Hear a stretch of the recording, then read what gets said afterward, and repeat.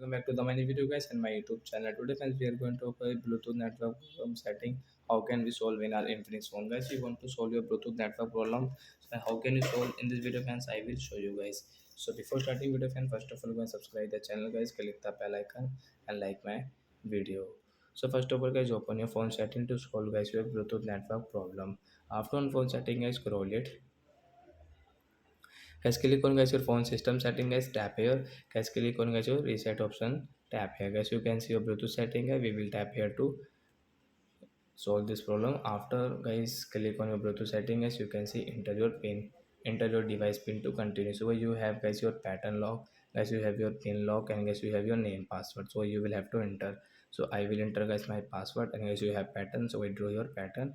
Next tap here reset setting, please wait.